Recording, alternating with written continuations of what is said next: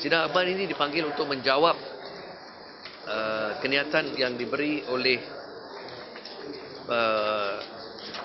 bagi pihak Jabatan Perdana Menteri oleh Datuk Seri Mohamed Nazri pada hari Isnin, menjawab soalan daripada Yang Berhormat Tuan Gwo-Burne, Kelana Jaya. Thanks. Yang Berhormat Saluddin telah has joined us, telah bersama kita untuk sidang akhbar ini.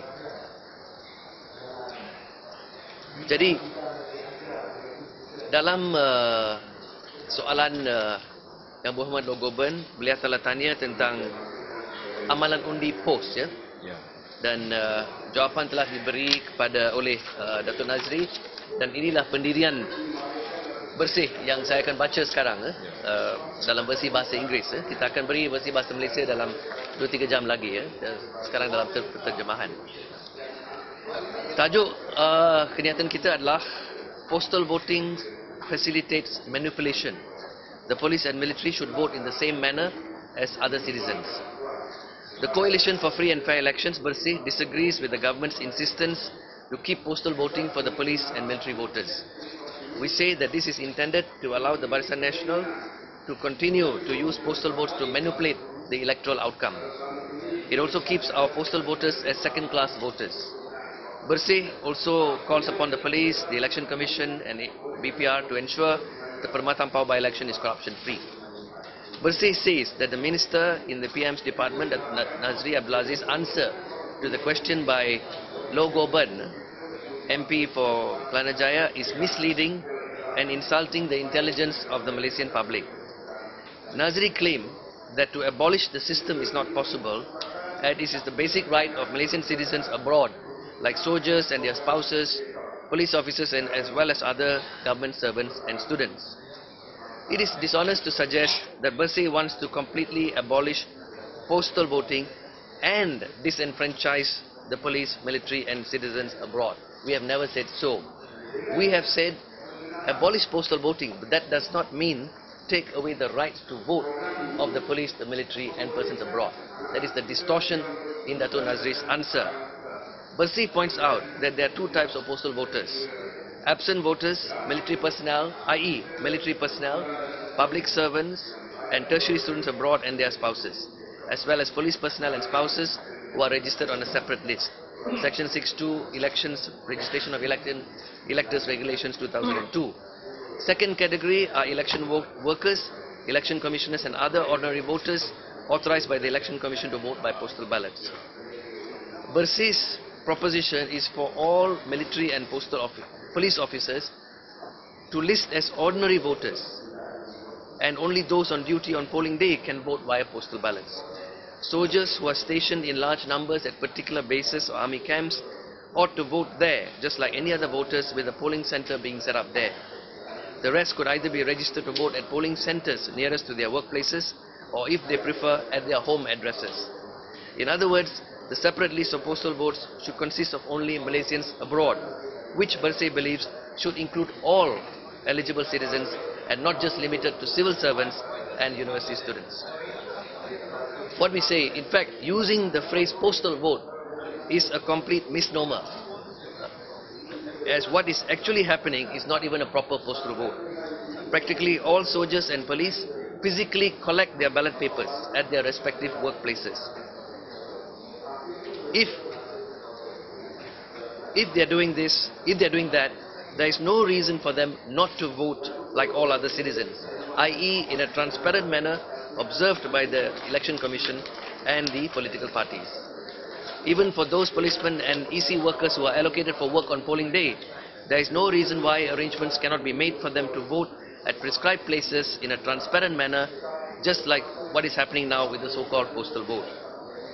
Bersih stresses that the military and police voters have been made second-class voters as separately listed postal voters. As suggested by numerous allegations of ballot stuffing, proxy voting, violation of secrecy and intimidation, they are likely to be deprived of the right to vote freely and secretly. In the case of Setia Wangsa in KL, observers from political parties were told to observe the process from 100 meters away, making the entire observation ludicrous and meaningless. EC officials appeared to be mere bystanders in the process. In fact, many postal voters are outright disenfranchised.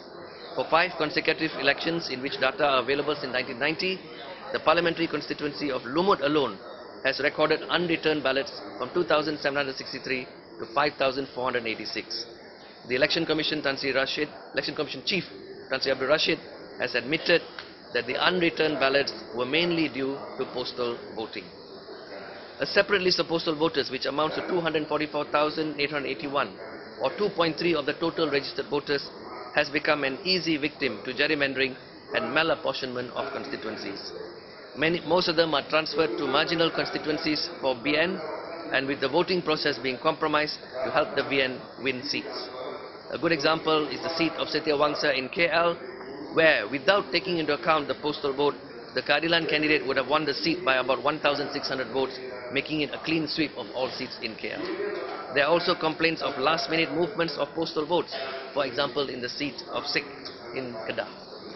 So, in short, ladies and gentlemen, saudara-saudari semua, pendirian Bersih adalah amalan undi pos seperti yang dilakukan sekarang patut dimansuhkan.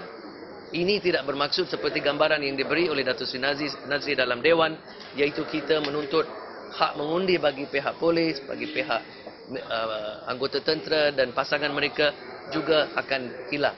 Itu bukan tujuan Bersih. Ya. Dan inilah satu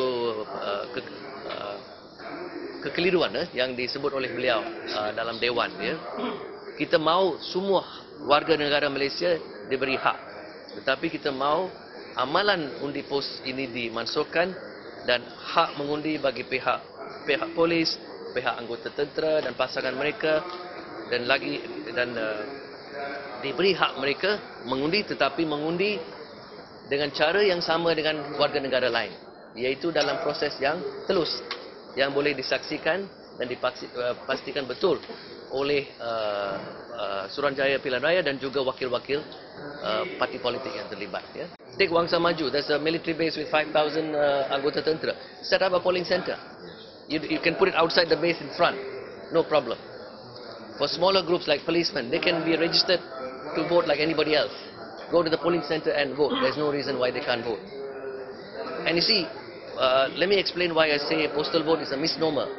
A real postal vote in other countries, you apply for the postal vote and the vote is received by post and you post it back. Itulah postal vote. Yeah? That is a postal vote. Here what is happening is, kita tahu lebih kurang 5-6 hari sebelum hari pengundian, kami diberitahu oleh pengundian pos akan berlaku. Yeah? So what we are seeing is actually physical collection of the ballot paper. Anggota pos, anggota tentera atau anggota polis datang, nama dia dikenal pasti dan dia ambil satu kertas undi. Kalau mereka boleh buat itu, apa susahnya untuk membuat pengundian juga? So, penggunaan perkataan undi pos ini sudah jadi macam sudah salah lah dalam konteks itu.